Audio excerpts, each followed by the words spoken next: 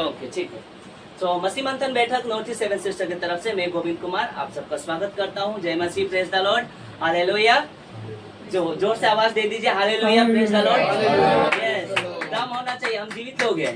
Yes, तो हम जीवित है ना, क्योंकि हमारा खुदा जीवित है। Praise the Lord. ओके, तो इस वक्त मैं आनंद बागान नॉर्थ लखीमपुर अपने एमएमबी नॉर्थ लखीमपुर में आया हूँ। सभी को दिखा दीजिए नॉर्थ ब्रदर, एक बार ऐसे दिखा दीजिए। जी जी जी जी, बहुत बढ़िया, बिल्कुल बिल्कुल, यस ब्रदर्स। ओके, तो मैं एक बार फिर से फेसबुक में जो मुझे देखेंगे और जो यूट्यूब में देखेंगे, मैं आपका स्वागत करता हूं मसीह मंथन बैठक नॉर्थ ईस्ट के प्लेटफॉर्म के द्वारा। और मैं आपका अभिनंदन करता हूं कि आप मेरे साथ जुड़े और पेज को सब्सक्राइब करें, मेरे यूट्यूब चैनल को बेल आइकन दबाएं ताकि नोटिफिकेशन आप तक पहुंचे। मकसद एक ही है कि मसीह की जय उन्नति पाए मसीह मंथन बैठक नॉर्थ ईस्ट के द्वारा। जी, तो सभी तैयार है आज के प्रभु का वो मन्ना खाने के लिए? यस यस जी, आज मैं बहुत ही अद्भुत वचन लेके आया हूँ मसीह मंथन बैठक नॉर्थ ईस्ट सेवन सिस्टर की तरफ से। और मैं फिर से बोल देना चाहता हूँ कि इस वक्त मैं आनंद बागान में हूँ। मैं पहले भी आ चुका हूँ। हमारा मसीह मंथन का ये तीसरा चर्च है, जो प्लेटफॉर्म है, जो आनंद बागान में है, नॉर्थ लखीमपुर डिस्ट्रिक्ट में आता है। और ठीक है, तो मैं आज का जो विषय स्टार्ट करने जा रहा हूँ, बहुत ही अद्भुत विषय है, सीखने योग्य है और आपके हृदय को छूने योग्य है। जो फेसबुक में देख रहे हैं, शेयर कीजिएगा और लोगों तक पहुंचाइएगा मसीह मंथन की प्लेटफॉर्म के द्वारा खरी शिक्षा, ताकि लोगों तक पहुंचे। हालेलुया। चलिए, तो मैं स्टार्ट करता हूँ। तो आज का जो विषय, ताली बजा सकते इस चीज के लिए, आप यहाँ पे भी देखते रहिएगा। ओके, तो देख लेते हैं कि यहाँ पे हम क्या है, जो विषय लेके आए हैं, द प्रेजेंस ऑफ गॉड, जिसका मतलब है परमेश्वर की उपस्थिति। सबको पता है परमेश्वर की उपस्थिति क्या है, और फेसबुक में जो मुझे देख रहे हैं शायद आपको भी पता है कि प्रेजेंस ऑफ गॉड क्या होता है। लेकिन आज मैं एक अलग टाइप का विषय लेके आया हूँ कि परमेश्वर की उपस्थिति अगर हमारे जीवन में है तो हम इस पृथ्वी में जगत के अंत तक बने रहेंगे। आमीन। और परमेश्वर की उपस्थिति के बिना हम कुछ भी नहीं है। आप उस संस्थाओं वाला उपस्थिति नहीं कि हम हर वर्शिप में प्रभु हम आपका स्वागत करते हैं, उपस्थिति आ रही वो नहीं, ऑलरेडी हम परमेश्वर की उपस्थिति लेके चलते हैं। Hallelujah, praise the Lord. तो आइए देखते हैं, तो जो विषय है परमेश्वर की उपस्थिति, आइए देखते हैं। यहाँ आप the presence of God English में लिखा है, सबको दिख रहा है ना, ये विजुअल है ना, क्लियर है ना जी। और ब्रदर वहां भी चेक कीजिएगा। आइए मैं आपको सीधा पुराने नियम में लेके चलूंगा। मूसा को व्यवस्था दिया गया था 10 आज्ञा, ठीक है। मैं थोड़ा बैकग्राउंड में ले चलूंगा, लेकिन देख लीजिए। ओके, देख लीजिए। लेकिन इजरायलियों ने परमेश्वर की आज्ञाओं को बार बार तोड़ा, और ऐसा हुआ कि परमेश्वर क्रोधित हुए इजरायलियों से और कहा परमेश्वर ने निर्गमन के वचन में कि देख, मैं इनके साथ अब आगे को नहीं चलूंगा। मूसा को कहा कि मैं अब आगे को नहीं चलूंगा, क्योंकि ये ढीठ है, ये मन में ढीठ है, ये मेरी आज्ञाओं को नहीं पालन करते हैं। इसलिए मैं आज के बाद जो वाचा का देश दिया वहां तक पहुंचा तो जरूर दूंगा, लेकिन मैं तुम्हारे साथ नहीं रहूंगा। मूसा कहता है प्रभु यदि तू आप ना चले तो हम भी नहीं चलेंगे, हम भी तेरे साथ नहीं चलेंगे, क्योंकि वहां का रास्ता जहां तू जाता है वो हम जानते ही नहीं है। और प्रभु आपके जीवन में ना हो तो क्या आप चल पाओगे? आइए मैं इस घटना से कुछ सिखाना चाहूंगा आपसे। आइए देखते हैं निर्गमन 33 का 15, 33 का 15 पद। उसने कहा, मूसा ने कहा, मैंने पीछे का कहानी बता दिया कि इजरायली बार बार परमेश्वर की आज्ञा तोड़ते थे। आज भी मसीह के जो नाम से जो विश्वासी हैं, जो होठों से प्रभु का आदर करते हैं, कई बार वचनों का उल्लंघन करते हैं, मसीह के वचन पे चलना नहीं चाहते। और आज मैं जो विषय रखा हूँ, क्यों रखा हूँ कि परमेश्वर की उपस्थिति कितना इंपॉर्टेंट है। आइए, इजरायली गुलामी से निकल चुके थे, 400 साल की गुलामी थी मिस्र में, और वहां से परमेश्वर नहीं निकाला। बिना परमेश्वर के क्या आप आजाद हो पाते? वहां इजरायलियों को मिस्र के गुलामी से आजाद किया, और यहाँ हमको प्रभु ने अपने लहू से संसार के हाकिम से आजाद किया। हालेलुया, ताली तो बनता है इस बात के लिए। आजाद किया। उसने कहा यदि, निर्गमन 33 का 15 पद में उसने कहा यदि तू आप ना चले, प्रभु ने कहा कि मैं नहीं चलूंगा, तुम जाओ, खुद चले जाओ उस देश में, वाचा के देश में चले जाओ। लेकिन मूसा कहता है नहीं प्रभु, हम तेरे भरोसे आए हैं, हम किसी को नहीं जानते। तो मूसा कहता है कि उसने कहा यदि तू आप ना चले तो हमें यहाँ से आगे ना ले जा, हम भी नहीं जाएंगे प्रभु, तेरे बिना हम नहीं जा सकते प्रभु, क्योंकि जो रास्ता तू जानता है, जो क्योंकि रास्ता यीशु ही तो है, यीशु ने कहा, क्या कहा? मार्ग और सत्य और जीवन मैं ही हूँ। पहला वर्ड क्या है? मार्ग, मैं ही हूँ। और आज कई विश्वासी, कई संस्थाएं, कई डिनोमिनेशन बिना यीशु को स्वर्ग जाना चाहते हैं। कैसा लग रहा है? अद्भुत। जी जी। बिना यीशु के वो स्वर्ग जाना चाहते हैं। यहाँ मूसा का जैसा व्यक्ति चाहिए जिसको कहना होगा, प्रभु यदि तू नहीं चलेगा तो हम भी नहीं चलेंगे, ला हम भी यहीं बांध लेंगे भैया। मूसा ने कहा, यदि तू आप ना चले प्रभु तो हमें यहाँ से आगे ना ले जा, हम नहीं जाएंगे, हमको यही छोड़ दे प्रभु, क्योंकि तू ही जानता है वहां का रास्ता। कनान देश देना था ना, प्रभु ही तो जानता है। और स्वर्ग का रास्ता मनुष्य जानता है कि कहाँ है। फेसबुक वालों, मैं आपसे कहना चाहता हूँ, जो यूट्यूब में मुझे देख रहे हैं, क्या आप जानते हैं कि स्वर्ग का रास्ता कौन है? कौन है जी? कौन है? यीशु है। और बिना यीशु के कोई भी स्वर्ग नहीं जा सकता। Hallelujah, praise the Lord. न योग्य न संख्य न कर्मा न विधाया। विवेक चूड़ामणि में लिखा है कि न कर्मों से न तीर्थ के यात्राओं से तुम्हारा उद्धार नहीं होगा। यीशु ने कहा कि कहते मार्ग सत्य और जीवन मैं ही हूँ, बिना मेरे द्वारा कोई स्वर्ग नहीं जा सकता। आज संस्थाएं अपने अपने तरीके से स्वर्ग जाते हैं, कहते हैं कि आप पाप भी कर सकते हो, सब कुछ कर सकते हो, स्वर्ग चले जाएंगे। यीशु को सेंटर रखा ही नहीं। यीशु के बिना वो स्वर्ग चल जाना चाहते हैं। आज कई लोग पापा बन के बैठे हुए हैं, बड़े बड़े दास लोग पापा बन के बैठे हुए, वही यीशु बन के बैठे हुए। चमत्कारी बाबा जैसे लोग क्रिश्चियनिटी में पड़े हुए हैं, बजिंदर सिंह जैसे लोग पड़े हुए हैं। क्यों? क्योंकि वो इतने अंधे हो चुके हैं लोग, उनके भेड़ की, यस यही हमको स्वर्ग पहुंचाएगा। जबकि यहाँ पे क्या लिखा है? उसने कहा, पुराने नियम का बात कर, उसने कहा यदि तू आप ना चले तो हमें यहाँ से आगे ना ले जा, क्योंकि परमेश्वर की उपस्थिति आपके पास नहीं, परमेश्वर आपके साथ नहीं, तो आप उस राज्य में कदापि प्रवेश नहीं कर पाएंगे। हालेलुया। और मसीह मंथन बैठक यीशु की उपस्थिति लेके चलता है। Praise the Lord, praise the Lord. हम यीशु की शिक्षा, हमारा जो बेस शिक्षा क्या है? और यीशु ही हमारा सेंटर है, क्योंकि यीशु ही सारे उत्पत्ति से लेके प्रकाशित वक्त यीशु ही तो है। आमीन। और इसने कहा कि हम आगे नहीं बढ़ेंगे, प्रभु जी हमको रोक दे यहीं पे। तू नहीं तो आजाद कराया, और तू ही तो जानता है वहां का रास्ता, जहां जाते हमको नहीं पता कहाँ जाना है। तू नहीं तो हमको वहां से खींच के लाया, और तू कहता है नहीं चलूंगा। तो आइए देखिए क्या लिखा है। प्रश्न उठता है कि मूसा ने ऐसा क्यों कहा, यहाँ से आगे ना ले जा? बताइए क्यों कहा? और फेसबुक और यूट्यूब में जो मुझे देखेंगे, आपसे भी पूछता हूँ, कमेंट में लिखिएगा क्यों कहा जी। बताइए क्यों ऐसा कहा? प्रभु जितने 6 लाख के जले यहीं पे रोक दे, यहाँ से आगे हम भी नहीं बढ़ेंगे अगर तू साथ में नहीं होगा। बादल का खंभा कौन था? यीशु राजा था। आग का खंभा कौन था?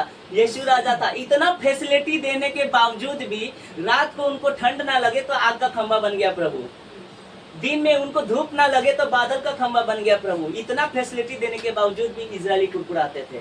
और आज इतना इजी प्रभु ने न कर्मों से, कई लोग तो कहीं कहाँ का भटक रहे हैं उधार पाने के लिए। कोई पहाड़ों में जा रहा है, कोई नदी में जा रहा है, कहीं गुफा में बैठा हुआ है, कोई तप कर रहा है, उधार आज तक नहीं पाया। हमने तो विश्वास के द्वारा ही उधार पा लिया। हालेलुया।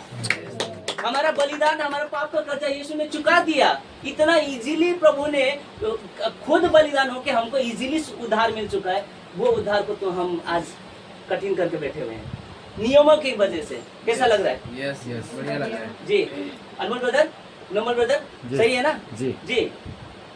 और मसीह मंथन के प्लेटफॉर्म से ही ऐसी शिक्षाएं मिलेंगी। आगे बढ़, ठीक लग रहा है? तो प्रश्न उठता है कि क्यों उसने कहा कि प्रभु मूसा ने ऐसा क्यों कहा कि आगे मत ले जा। आइए देखते हैं क्यों कहा। कारण क्या था इस्राएलियों का? निर्गमन 33 का 5। मैं थोड़ा पीछे ले चलता हूँ अब कहानी। क्योंकि निर्गमन 33 का 5, निर्गमन 33 का 5, क्योंकि यहोवा ने मूसा से कह दिया था कि इस्राएलियों को मेरा यह वचन सुना। कह दिया था कि इस्राएलियों को मेरा यह वचन सुना, तुम लोग हटीले हैं। 90% क्रिश्चियन आज हटीले बन के बैठे हुए हैं। हटीले हैं, दशमांश के नाम पे हटीले हैं, पवित्र आत्मा के नाम पे हटीले हैं, स्वागत डेली करते हैं, पेट के लिए लोगों को लूट लेते, हटीले हैं, इनका मन कठोर है। तो प्रभु कहाँ रहेगा? आप मालूम है क्या है? झंझनाते हुए आप जो सोच रहे हो कि हम आराधना करते हैं, गिटार बजाते हैं, वर्शिप करते हैं, ओ प्रभु हम आपका स्वागत करते हैं, स्वागत पवित्र आत्मा, सब आग बरसा दे। इतना आग मत बरसाइए भैया, इतना आग मत बरसाइए कि पूरा भस्म ही हो जाए।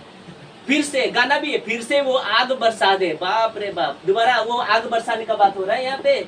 पवित्र आत्मा का स्वागत करते हैं, तो हटीले मन है तुम्हारा, तुम अपने इच्छा से आराधना करते हो, लेकिन जैसा प्रभु चाहता है वैसे ही वर्शिप नहीं करते। आपके जीवन से वर्शिप दिखता नहीं है। कैसा लग रहा है? बढ़िया। आज कई क्रिश्चियन हटीले बने हुए हैं, अपने हिसाब से चलना चाहते हैं। धन्यवाद हो पिता परमेश्वर का कि मसीह मंथन बैठक का प्लेटफॉर्म हटीले नहीं है, हम यीशु के साथ साथ चलते हैं। आमीन, प्रेज द लॉर्ड। कैसा लग रहा है? अच्छा लग रहा जी, है। लिखा है कि तुम लोग हटीले हो। हटीले हैं सच में, दुख लगता है मेरे को ये वचन सुन के। तुम लोग हटीले हो, यदि मैं पल भर के लिए तुम्हारे बीच होकर चलूं, परमेश्वर बोल रहा है कि अगर मैं चल लूंगा ना, तुमको मार दूंगा रास्ते में। मैं नहीं चाहता कि तुम मेरे हाथों से मरो, इसलिए मैं तुम्हारे साथ नहीं चलना चाहता। आज मौका मिला है कई क्रिश्चियनों को, चाहे बैप्टिस्ट हो, चाहे सीएनआई हो, चाहे पेंटिकोस्ट हो, चाहे रोमन कैथोलिक हो, चाहे जितने भी, अब तुमको मौका मिला है, अभी भी समय है। हटीले मन छोड़ दो, दसम भाग के बारे में लूटना छोड़ दो, पवित्र आत्मा के विषय में लूटना, मतलब उनका गलत, परमेश्वर का गलत स्वागत करना छोड़ दो। कोई और आत्मा को आप बुलाते हो, छोड़ दो, ठीक है? क्योंकि परमेश्वर अगर थोड़े दिन के लिए चले ना, यहाँ तो नहीं, वहां तो तुरंत अंत होगा ही होगा। Praise the Lord. छटनी हो जाएगी। क्यों? ऐसे देखिए, लिखा है कि वचन सुना कि तुम लोग हटीले हो, यदि मैं पल भर के लिए तुम्हारे बीच होकर चलूं तो तुम्हारा अंत कर डालूंगा। इसलिए परमेश्वर नहीं चाहता था कि वो मरे। आज भी यीशु नहीं चाहता कि कोई मनुष्य मरे। आज प्रभु का अनुग्रह को इन्होंने सस्ता समझ लिया है और इसे बार बार पाप करते हैं। चलेगा, सब कुछ चलेगा, नहीं चलेगा, यीशु ही चलेगा। आमीन। तुम सबकी सुनो, लेकिन यीशु की नहीं सुनोगे तो गई भैंस पानी में। आमीन। तो लिखा है कि होकर चलो तो तुम्हारा अंत कर डालो, इसलिए अब अपने अपने गहने अंग से उतार दो। गहने का मतलब जो घमंड का जो है ना, अब इसका मतलब नहीं पेंटिकोस्ट वाले बोलते हैं कि यहीं पे लिखा है कान का निकाल दो, चूड़ी का निकाल दो, ये बात नहीं है। इन्होंने मूर्ति बना लिया था उससे, ठीक है? मैं इसको पैसे से कन्वर्ट करूँ, दसम भाग को लेके मूर्ति बना लिया है लोगों ने। दसम भाग नहीं देंगे तो क्या हो जाएगा? श्राप आ जाएगा। मैंने तो आज तक नहीं दिया, मैं फिर भी आशीषित हूँ। क्यों? क्योंकि मैं यीशु को लेके चलता हूँ। मैंने अपना मूल्य हिस्सा प्रभु को दे दिया हूँ, मैंने अपना मूल्य जीवन दे दिया हूँ। पौलुस कहता है कि नंगाई में, दुख में, मार में, पीठ में 33, 39 कोड़े मैंने खाए, फिर भी मैंने अपना जीवन मसीह को सौंप दिया। ये भेंट चाहिए प्रभु को। तुम दसम भाग के चक्कर में पड़े हो, अरे दसम भाग नहीं देते हो, इसके चक्कर में पड़े हो, नाश कर देंगे परमेश्वर। हालेलुया। इसलिए बोला कि गहने उतार दो, मेरे पल भर के लिए चलूंगा तो तुमको अंत कर दूंगा। और आगे को कहता है, देखिए इसराइली क्या होगा? परमेश्वर बीच रास्ता में छोड़ दे आपको, क्या होगा? फेल हो जाएंगे। नहीं पता, यीशु के बिना कोई जा नहीं सकता है। और दुनिया भर के तमाम जितने धर्म है सब यीशु के बिना स्वर्ग जाना चाहते हैं, लेकिन नहीं जा सकते क्योंकि यीशु ही स्वर्ग जाने का रास्ता है। आमीन। आमीन। डंके की चोट पे कह रहा हूँ। आगे बढ़ते हैं। लिखा है, प्रश्न फिर उठता है कि मूसा कहाँ जाने की बात करता है और इस्राएलियों को जाना कहाँ है? जी बताइए, कहाँ जाना है? इस्राएलियों को कहाँ जाने का बात कर रहा है? वाचा के देश में। ये ताली बजा सकते हैं इस बात के लिए। ऐसा सुंदर देश जूम करके दिखा लीजिए ना, ठीक है? वहाँ पे फ्रेम में जी, ठीक है ना जी। तो ऐसा देश जहाँ पे दूध और नदी की धारा बहती है, मधु की धारा बहती है, ऐसा देश जो किसी और का था, परमेश्वर ने उनको अपना बना दिया। कनान देश, वाचा का देश। हमें भी वाचा का देश में जाना है। ये तो फिजिकली था, आत्मिक तौर पे हमारा स्वर्ग घर कहाँ है? जी बताइए। स्वर्ग में। कहाँ पे है? स्वर्ग में। हमको जाना कहाँ है? स्वर्ग में। स्वर्ग में। तो हम यहाँ पे क्या है?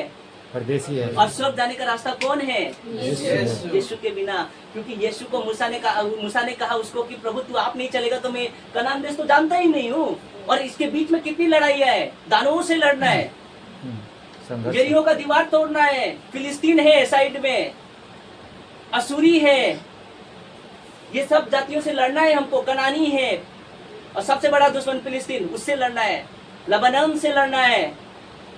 तो इन सब से लड़ने, प्रभु हम तेरे बिना कैसे? प्रभु छोड़ेगा, जाओ तुम ही चले जाओ, कहाँ होगा, है ना? और आज हम यीशु के वचन के बिना स्वर्ग नहीं जा सकते। आज यीशु का वचन नहीं चाहिए, यीशु का आशीष चाहिए। ऐसे कहने, प्रभु तेरा वचन तू रख, हमको कैसे घर मिलेगा वो दे दो, कैसे गाड़ी मिलेगा वो दे दो, कैसे हमारा पॉकेट में पैसे आ जाए, वीजा पासपोर्ट कैसे मिल जाए वो दे दो। आपका वचन आपके पास होती है तो गई भैंस पानी में डूब जाओगे भैया। ऐसा देश। और हमें भी यीशु स्वर्ग का राज्य देने आया है, क्योंकि जो मुझ पे विश्वास करता है अनंत जीवन उसी का है। प्रेस डालो, ताली बजा सकते हैं इस बात पर। अनंत जीवन उसी का है। और ऐसी शिक्षा सिर्फ और सिर्फ मसीह मंथन के प्लेटफॉर्म से ही मिलता है। Praise the Lord, hallelujah. ऐसा देश जाना था उनको, और इतना सुंदर देश प्रभु इजीली दे रहा है उनको, लेकिन नहीं चाहिए। मिस्र की गुलामी पसंद है, वहाँ हड्डी मांस मिलता था, यहाँ मरा नाम के जंगल में खरा पानी पीने को मिलता है। परमेश्वर कहता है कि दुख उठाओ, ये कहते नहीं, इजीली चाहिए, सब कुछ इजीली चाहिए। अरे तुम्हारे आंखों के सामने लाल समुद्र को 2 हिस्सा में बांट दिया, उससे तो विश्वास करो, फिर भी अविश्वास है। आज भी क्रिश्चियनिटी के जीवन में अद्भुत कार्य प्रभु ने किया, फिर भी संसार में है। तो भी अब इसको बोलते हैं अविश्वासी लोग। चलिए आइए, यहाँ पर वाचा का देश में जाना था, प्रोमिस लैंड में जाना था। हमारा भी प्रोमिस लैंड प्रभु ने कहा है कि देखो मैं जा रहा हूँ, मेरे जाने के बाद मैं एक सहायक भेजूंगा, पवित्र आत्मा, वो मेरी बातें तुमको सिखाएगा। जब तक मैं नहीं आता तुम तैयार हो। आमीन। तो आप दोनों का बपतिस्मा हुआ, आदाई सिस्टर और साथ में रूपाली सिस्टर। आपको जब तक दूल्हा नहीं आता है, आपको एकदम कपड़े के साथ तैयार रहना है। आमीन। हमें भी तैयार रहना, हम भी दुल्हन है, यीशु की दुल्हन है। तो यीशु के आप भी फटे हुए कपड़े में हम इंतजार करेंगे, नहीं उठाएगा यीशु।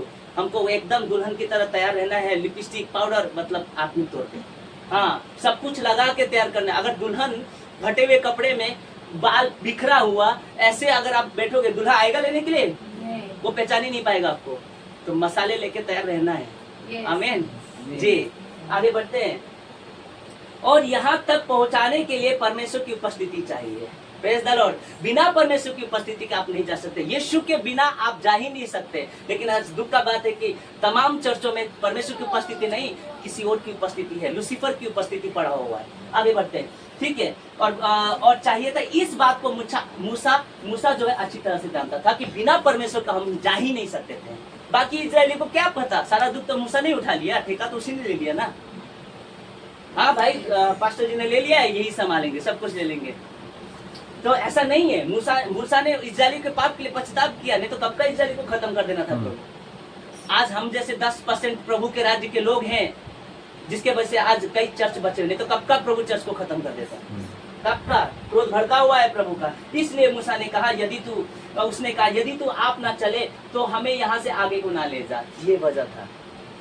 कैसा लग रहा है? बहुत अच्छा जी। अब बात करते हैं, परमेश्वर की उपस्थिति इतना महत्वपूर्ण क्यों है, इसका कुछ उदाहरण दूंगा। क्योंकि परमेश्वर की उपस्थिति आपके जीवन को बदल देता है। आप पहले किसी और उपस्थिति में थे, शैतान की उपस्थिति में थे, संसार की उपस्थिति में थे। अरे उपस्थिति तो बहुत सारा होता है, क्या क्या लेके बैठे हुए हैं हम। आज कितने यूथ, जो क्रिश्चियन यूथ है, जो विश्वासी जो यूथ है, आज मोबाइल की उपस्थिति लेके बैठे हुए हैं, फिल्मों की उपस्थिति लेके बैठे हुए हैं, संसारिक चीजों की उपस्थिति, व्यभिचार की उपस्थिति लेके बैठे हैं। लेकिन जो परम पवित्र है, उसकी उपस्थिति उसके जीवन में नहीं। कैसे जाओगे स्वर्ग भैया? खरी बातें हैं, थोड़ा बर्दाश्त कर लीजिए, है कि नहीं? ओके, परमेश्वर की उपस्थिति इतना महत्वपूर्ण क्यों है, आइए देखते हैं। पहले ताली बजा दीजिए इधर। बिना परमेश्वर की उपस्थिति की पृथ्वी की उत्पत्ति नहीं हुई। कैसा लग रहा है? ये मैं एक नया एंगल दे रहा हूँ। बहुत अच्छा।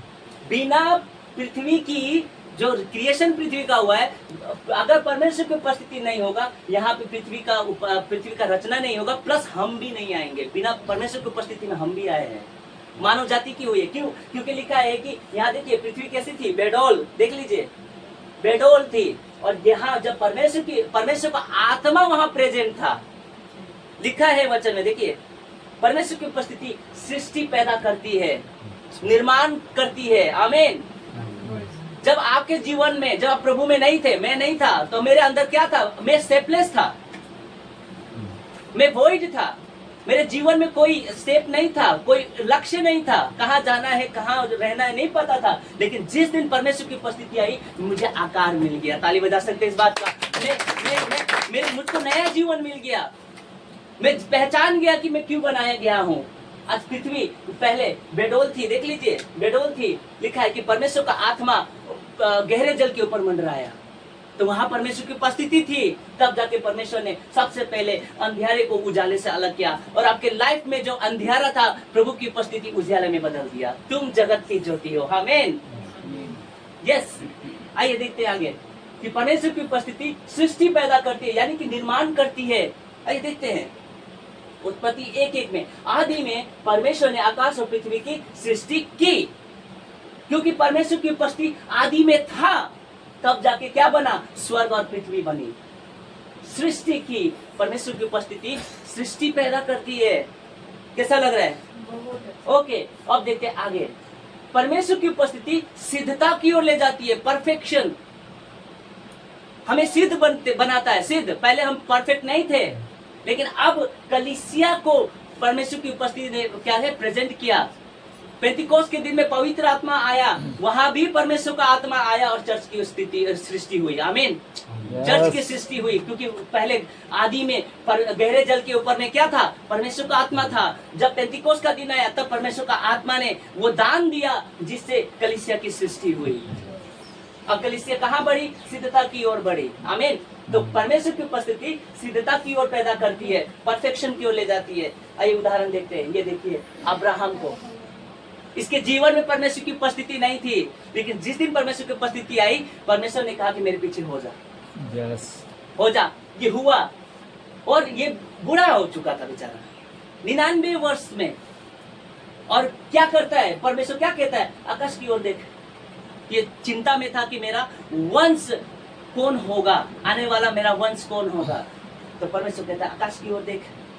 अब देखिए कैसे सिद्धता है। परमेश्वर कहता है कि तू चिंता मत कर, मेरी उपस्थिति में चल और सिद्धता की ओर बढ़। देखिए मैंने क्या कहा, परमेश्वर की उपस्थिति सिद्धता को लेके आता है। ये देखते हैं उत्पत्ति 17 का 1। जब अब्राहम 99 वर्ष का हो गया, बाप रे बाप, बूढ़ा हो गया, शायद आंख से नहीं दिखता होगा, शायद हाथ कांपते होंगे, 99 वर्ष का हो चुका था, ठीक है, 99 वर्ष का हो गया। तब परमेश्वर ने उसको दर्शन दिया, उपस्थिति आया, परमेश्वर की उपस्थिति आया। तब परमेश्वर ने, तब यहोवा ने उसको दर्शन दे के कहा, मैं सर्वशक्तिमान ईश्वर हूँ। ताली बजा सकते इस बात के लिए। मैं सर्वशक्तिमान ईश्वर हूँ, मेरी उपस्थिति में चल और सिद्धता की ओर होता जा। कैसा लग रहा है? आमीन, आमीन। मेरी उपस्थिति में चल। परमेश्वर चाहता है कि आप प्रभु को उपस्थित जानकर हर कार्य करें। ऑलरेडी हम परमेश्वर का मंदिर हो चुके हैं, और अब्राहम को यही बोला कि चिंता मत कर, वो तारों को देख, लेकिन उससे पहले तुझे क्या करना है? मेरी उपस्थिति में चल और सिद्धता की ओर बढ़ते जा। आमीन। तो क्या होगा? लिखा है मेरी उपस्थिति में चल और सिद्ध होता जा। तो परमेश्वर की उपस्थिति आपको परफेक्ट बनाएगी। आमीन, यस। आइए देखते हैं यहाँ पे पतरस क्या करता है, सॉरी याकूब क्या कहता है। इसलिए याकूब कहता है कि देखिए क्या कहता है, याकूब 3:2 लिखा है, इसलिए कि हम सब बहुत बार चुक जाते हैं। परफेक्ट याद रखिए, परफेक्शन का बात कर रहा हूं। इसलिए हम बहुत बार चुक जाते हैं। याकूब नया नियम में कह रहा है कि हम विश्वासी चुक जाते हैं कई बार, लेकिन वो विश्वासी नहीं चुकेगा जो कोई वचन में नहीं चुकता वही तो सिद्ध मनुष्य है। हालेलुया। कितना शुद्ध अद्भुत वचन का है कि हम बहुत बार चुक जाते हैं, लेकिन वो व्यक्ति नहीं चुकेगा जो कोई वचन में नहीं चुकता वही तो सिद्ध मनुष्य है। देख लीजिए, पढ़ दीजिए ब्रदर, अगर हिंदी में पढ़िए आप। याकूब हाँ, 3:2। yes. इसलिए कि हम सब बहुत बार चुक जाते हैं। हाँ, कोई वचन में नहीं चलता, नहीं चुकता वही तो सिद्ध मनुष्य है, और सारा देह पर भी लगाम लगा सकता है। आमीन। कितना अच्छा वचन कहा है, जो कोई वचन में नहीं चुकता वही सिद्ध मनुष्य है। वचन कौन है? यीशु है। आदि में क्या था? वचन था। वचन किसके साथ था? परमेश्वर के साथ था। और वचन क्या था? परमेश्वर था। तो वचन में अगर आप बने रहेंगे, यीशु वचन है, वचन आपके अंदर रहेगा, तो आप आप सिद्ध रहेंगे, आप चुकेंगे नहीं। आमीन। और अपने देह पर, सारी देह पर, अरे विचार का खींच रहा है मेरे को, कंट्रोल कर पाओगे वचन से। आमीन। नजरें भटक रही है, वचन आपको कंट्रोल कर, वही तो अपनी सारी देह पे लगाम लगा सकता है जो वचन में नहीं चुकता है। कैसा लग रहा है सिस्टर? यस। आइए, तो सिद्धता लेके आता है। अब देखिए यहाँ पे एक घटना नया नियम पे ले चलूंगा। एक नाव में चल रहे थे चेले, और उसी नाव में यीशु सोया हुआ था। नाव चलाते चलाते यीशु आराम से सोया हुआ था। मेरा प्रश्न सुनिएगा, यीशु नाव पे पूरा आराम से सोया, गद्दी पे सोया, लिखा है गद्दी पे सोया हुआ था। अब ये आंधी तूफान का सामना कर रहे थे, खेल रहे थे, हैया रे हैया।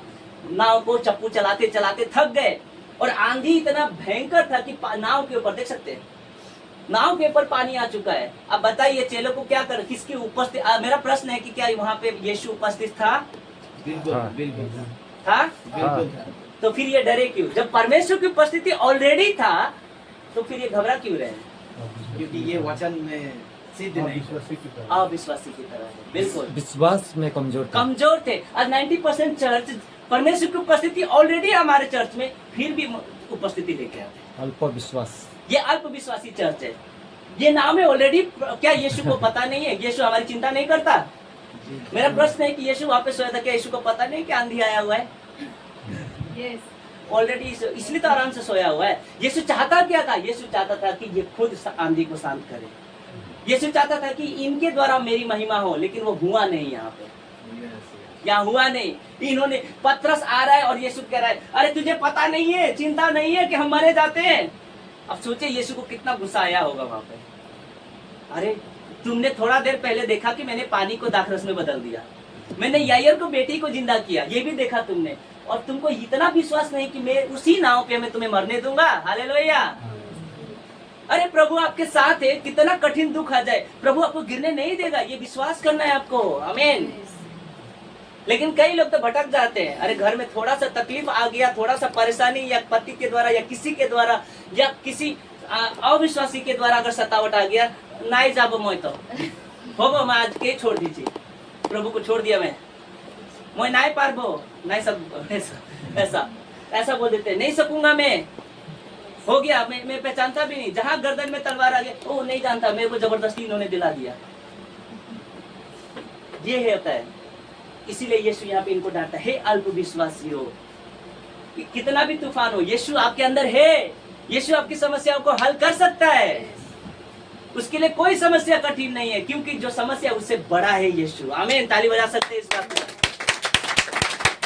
और यहाँ पे इनको विश्वास करना था, परमेश्वर की उपस्थिति आपके जिंदगी के तूफान को शांत कर सकता है। आमीन। आमीन आमीन आमीन। कैसा लग रहा है? जोर से हालेलुया। बहुत हालेलुया।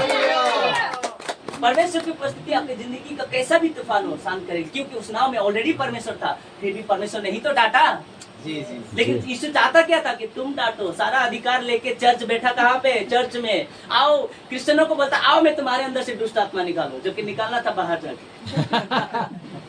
विश्वासी पे प्रार्थना हाँ, करते थे। आओ जो मछली फ्राई हो गया, आओ मैं तुमको पवित्र आत्मा देता हूँ, आओ तुमको अन्य भाषा देता हूँ मैं, जो कि अन्य भाषा था अविश्वासियों के लिए। Good right. सारा हथियार लेके कहाँ बैठे हैं? चर्च में। चर्च के अंदर में, चर्च के अंदर, जबकि जा रहा था बाहर। एक दूसरे को मारामारी करते रहते एक ही हैं। दूसरे में ही मारामारी लगे हुए हैं। लड़ाई करते रहते हैं अंदर में। जी, कैसा लग रहा है? बिल्कुल बिल्कुल। तो परमेश्वर के प्रति आपकी जिंदगी के हर तूफान को शांत करता है। आमीन। आमीन। मेरे जिंदगी में बहुत तूफान आए, मैंने कई तूफानों से लड़ा हूँ, लेकिन मैं इतना जानता हूँ कि यीशु मेरे साथ है, था और अंत तक रहेगा। आमीन। गुड। हाँ, इसीलिए मैं अब तक बना रहा हूँ। मेरा जिंदगी का 12 साल प्रभु में अब तक टिका हूँ। मैं कई चीजों का सामना किया हूँ। कई अविश्वासी तो छोड़िए ना, कई विश्वासियों का सामना किया हूँ मैंने। ऐसा है। और झलते झलते सारा तूफान को काटते काटते आगे, क्योंकि यीशु के भरोसे में कुछ भी नहीं। यीशु ही तो मेरा लड़ाई लड़ता है। आमीन। आगे बढ़ते हैं। मैं हिम्मत दे रहा हूँ आपको। मरकुस 4:35 4:41 में ये वचन लिखा हुआ है। ठीक है, आगे बढ़ते हैं। अब देखिए एक घटना और देख लीजिए, क्या कौन हो सकता है वो आदमी जो जक्कई इतना नाटा था, परमेश्वर को देखना चाहता था। और ये क्या था? ये कौन था? Tax collector. टैक्स कलेक्टर था। अमीर था, पैसों की कोई कमी नहीं था इसके पास। लेकिन इसके जीवन में कौन नहीं था? यीशु नहीं था। परमेश्वर की उपस्थिति नहीं था इसके जीवन में। और ये परमेश्वर को देखना चाहता था। परमेश्वर मन ही मन बोला, तू क्या मुझे देखना चाहता है? मैं खुद अपनी उपस्थिति तेरे अंदर लेके आता हूँ। आमीन। हालेलुया। अद्भुत। कैसा लग रहा है सिस्टर जी? समझ में आ रहा है ना जी? अब देखिए, भीड़ में सब कोई, देखिए भीड़ तो सभी है, लेकिन हाइट में छोटा। इसका चाहना तो ताली बजाना पड़ेगा मुझे। मैं बताता हूँ, बोला हाइट बड़े छोटा है, कोई मुझे प्रभु को देखने से रोक नहीं सकता। यस, आमीन। डिसीजन पक्का इसने था। बोला कि हाइट मेरा भले छोटा है, उम्मीद मेरा छोटा नहीं है। इसने क्या किया? पेड़ तो उससे बड़े हैं ना आदमी से, मैं पेड़ पे चढ़ जाऊंगा। नो, मैं लेकिन यीशु को देख के रहूंगा। ये चाहना चाहिए आपके अंदर। ये चाहना चाहिए कि यीशु की उपस्थिति पाने के लिए आपको यीशु का चाहना होना पड़ेगा। गुड। आमीन।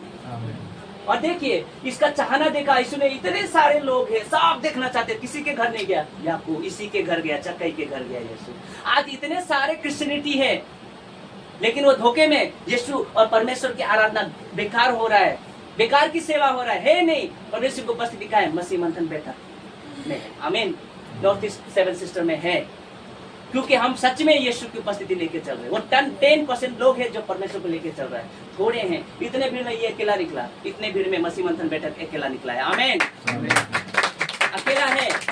आज हमारे ये 2 ब्रदर आनंद बागान में, नॉर्थ ईस्ट, नॉर्थ लखीमपुर में, आनंद बागान में हमारे 2 ब्रदर थे, लेकिन देखिए आज 2 लोग का और बपतिस्मा हो गया, 2 से 4, 4 से 6 बढ़ते जाएंगे, लेकिन सही रीति से। हमको भीड़ तो थोड़ी ना इकट्ठा करना है, हमको भीड़ चाहिए। हालेलुया। आगे बढ़ते हैं, आइए चलिए आगे बढ़ते हैं। परमेश्वर की उपस्थिति आपके जिंदगी में उद्धार और मुक्ति ले आता है। ताली बजा सकते हैं इस बात में। ये पापी मनुष्य था, टैक्स कलेक्टर था, चुंगी लेने वाला था। कई लोग इसको गाली भी देते थे, क्योंकि 4 गुना 5 गुना लेता था ये, है ना, 3 गुना 2 गुना लेता था ये।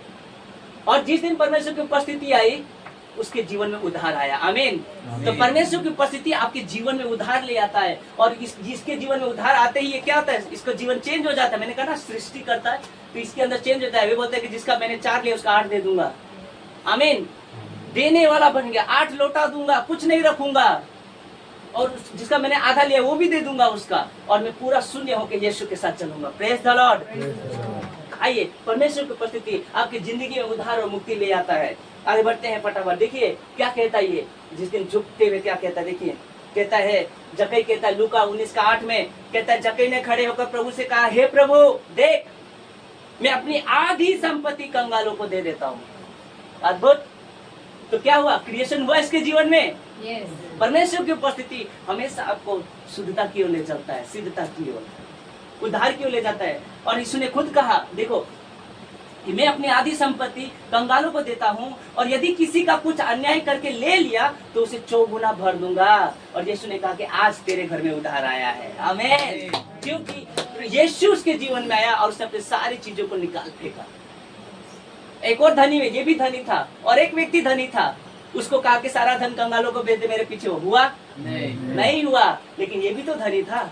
इसलिए यीशु ने कहा कि परमेश्वर के राज्य में धनवानों को जाना नामुमकिन नहीं है, कठिन है, ऐसा बोला। धनवान जा सकते हैं लेकिन कठिन है। कोई धन को छोड़ सकता है तो कोई नहीं छोड़ेगा, यही बात है। तो ये भी तो धनवान था, है ना, कोई कमी नहीं था, लेकिन इसने पूरा बेच दिया, आधी संपत्ति बेच दिया। फिर लिखा है कि 4 गुना दे दिया, तो बचा ही नहीं उसके पास। बोला अब मैं प्रभु के साथ चलूंगा, क्योंकि सबसे बड़ा धन तो मिल गया, और क्या चाहिए, आमीन। आगे बढ़ते हैं। और फिर यीशु ने कहा लूका 19:9 में, तब यीशु ने उससे कहा, आज इस घर में उद्धार आया है। ताली बजा सकते हैं इस बात में, जक्कई से कहा है, इसलिए कि यह भी अब्राहम का एक पुत्र है, आमीन, आमीन। यस, तो उद्धार लेके आता है। परमेश्वर की उपस्थिति आपके जीवन में उद्धार लेके आते हैं। परमेश्वर की उपस्थिति के बिना आप उस राज्य में प्रवेश नहीं कर सकते। मसीह मंथन बैठक नॉर्थ ईस्ट सेवन सिस्टर के द्वारा मैं आपको ये कहना चाहता हूँ कि परमेश्वर की उपस्थिति आपके अंदर ऑलरेडी है, भुलाइए मत, है, और आप लेके चलते हैं। 1 कुरिन्थियों 3:16 में लिखा है कि क्या तुम नहीं जानते कि तुम्हारी देह पवित्र आत्मा का मंदिर है और परमेश्वर का आत्मा तुम्हारे अंदर वास करता है। और 1 कुरिन्थियों 6:19-20 में लिखा है कि वो तुम में होकर चलता है। तो हम ये जो चर्च है, ये जो चर्च में आए हैं, ये क्या है, ये चर्च है, ये इकट्ठा भवन है, ये चर्च नहीं है। चर्च आप और हम है, हम परमेश्वर की उपस्थिति लेके आते हैं, आमीन, प्रेज द लॉर्ड। हम खुद, हम जहाँ जाते हैं परमेश्वर हमारे साथ रहता है, ये विश्वास करके चलिए। तो आज उद्धार लेके आता है परमेश्वर की सृष्टि, आपकी जिंदगी के हर तूफान को शांत करते। मुझे देख रहे हैं सभी को जय मसीह की, ख्याल रखें, शेयर कीजिए, सब्सक्राइब कीजिए, आमीन।